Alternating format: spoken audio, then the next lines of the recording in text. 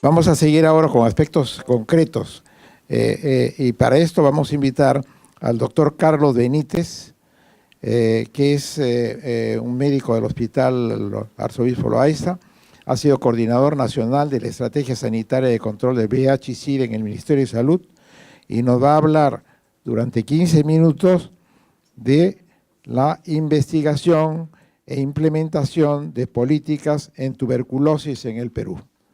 Tiene 15 minutos, doctor Carlos Benítez. Quiero recordarles que estamos filmando y estamos grabando todo lo que se dice.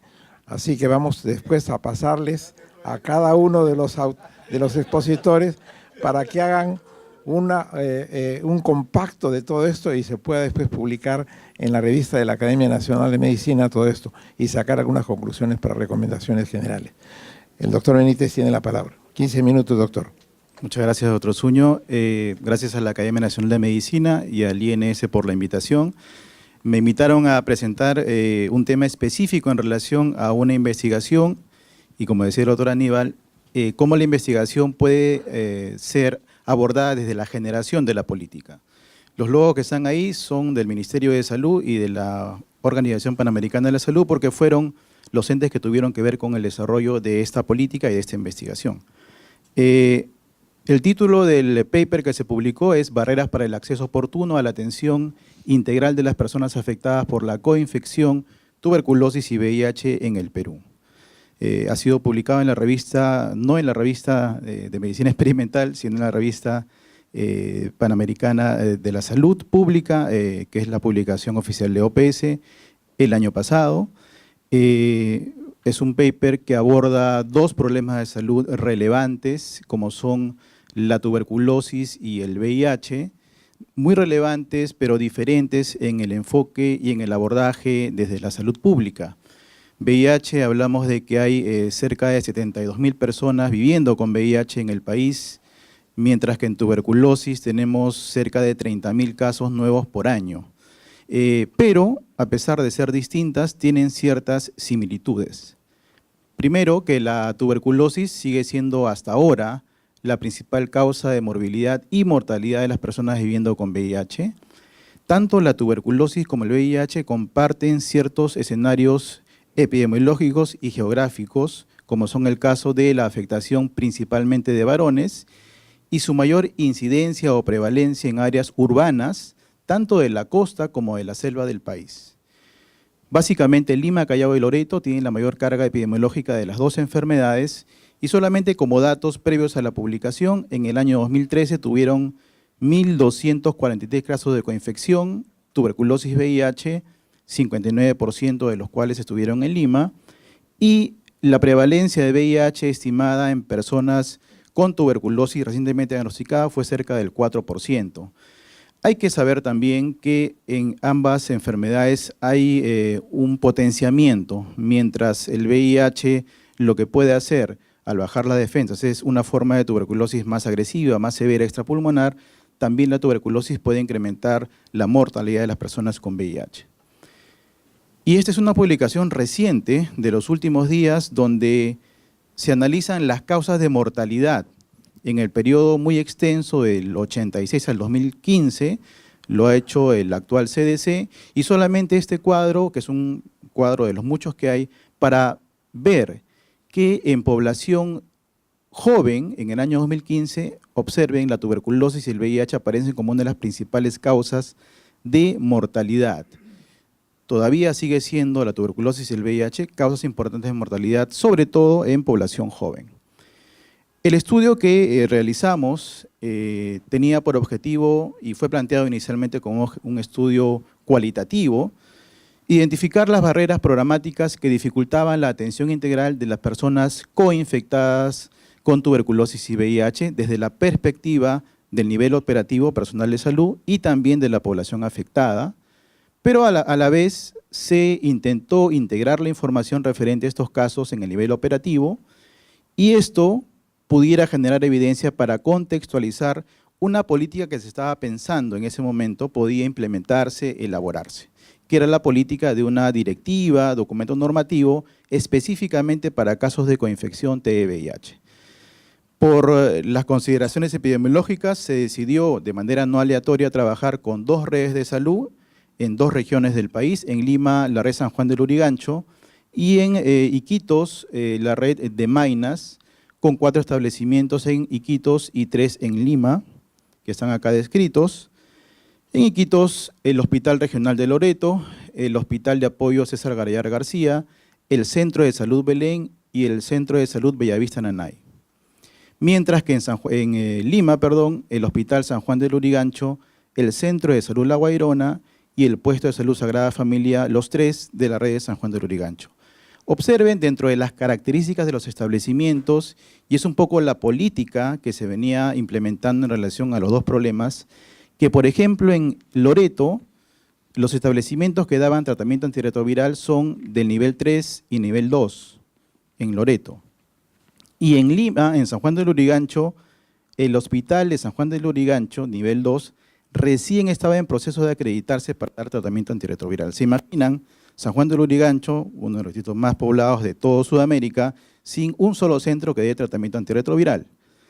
Afortunadamente ya hay un centro de tratamiento justamente en el hospital, fue en el año 2016, esto fue hecho un poquito antes, pero para que vean que ya hay diferencias en el acceso al tratamiento para VIH, a diferencia del tema de TB, que está muy implementado en el primer nivel de la atención.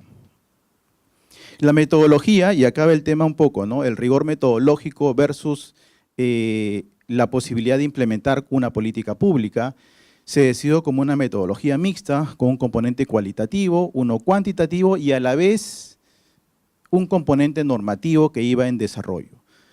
En lo que corresponde al componente cualitativo, se diseñaron entrevistas en profundidad con un cuestionario semiestructurado, se consiguieron hasta el punto de saturación 22 entrevistas en total a 16 trabajadores de salud, 2 funcionarios y 4 pacientes.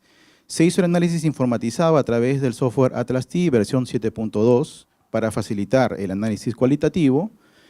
En el componente cuantitativo, se levantó información desde fuentes primarias de las estrategias de ambas redes de salud y el análisis fue simple a través de una hoja de cálculo versión Excel versión 2010. Y en la parte normativa se elaboró una propuesta y se inició la validación de un documento normativo pensando en la atención integral del paciente coinfectado. Rápidamente los resultados, luego del análisis cualitativo informatizado, se identificaron 4 unidades grandes de análisis que arrojaban las entrevistas en profundidad. Primer nivel, lo que corresponde a la coordinación entre ambas intervenciones, ambas estrategias. Segundo, ya la atención individual de los pacientes coinfectados. Tercero, y fue inevitable porque fue recurrente en las entrevistas, las dificultades del personal para el trabajo operativo de ambas estrategias. Y cuarto, el cambio que los trabajadores de salud mencionaban en relación a la epidemia de VIH en el transcurso del tiempo. Solamente algunos extractos para tratar de visibilizar lo que corresponde a estas dimensiones. Primero, se evidencia una muy frágil, a veces nula, coordinación entre ambos equipos de trabajo, ambas estrategias. Acá están los comentarios, por ejemplo, de personal de salud en Iquitos, donde se evidencia de que no hay una relación fluida, más bien un distanciamiento entre el personal de salud de ambos equipos, ¿no? Hay un abandono por parte de los pacientes en relación a la coordinación que tiene que haber. Como todos sabemos, el VIH se trata en el segundo o tercer nivel y el ATV en el primer nivel de la atención y no hay mucha comunicación o no de la manera fluida como debería de ser. Así que es un hallazgo muy importante esta fragilidad de la coordinación entre ambas estrategias.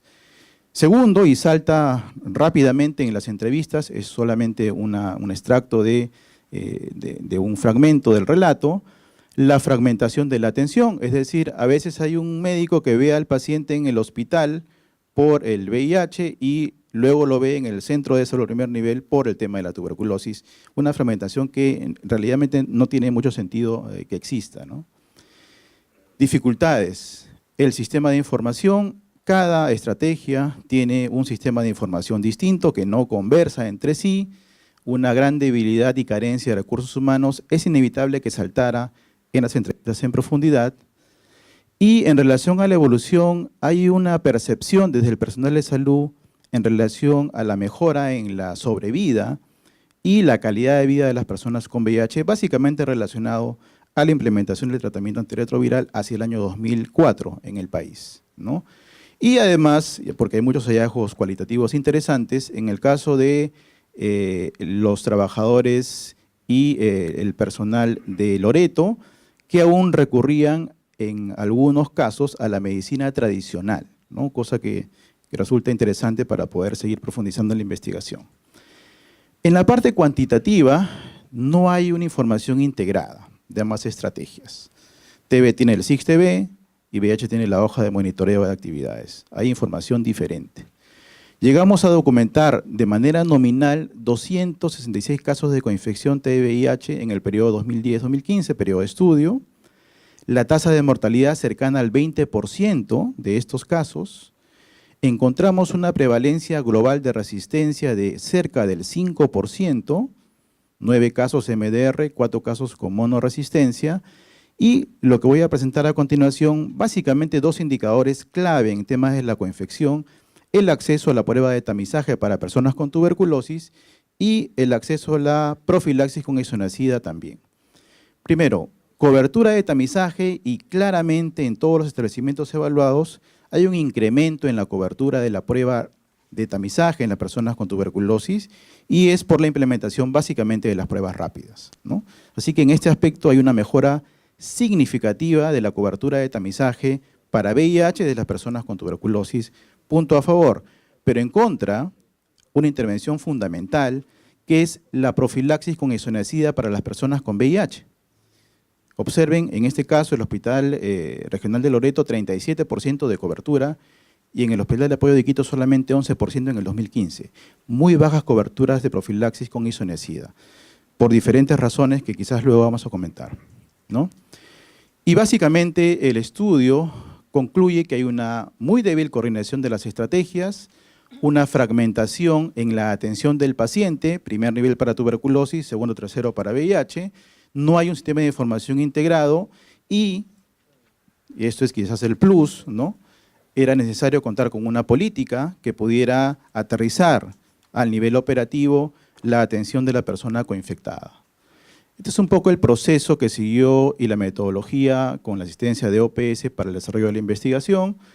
Teníamos 2 estrategias de VIH y de TB, habían barreras para la implementación de las políticas, con 2 políticas diferentes, una estrategia de implementación, y se buscaba un cambio en la política de salud donde quizás lo más importante era elaborar una política específica, que es el componente normativo, ¿no?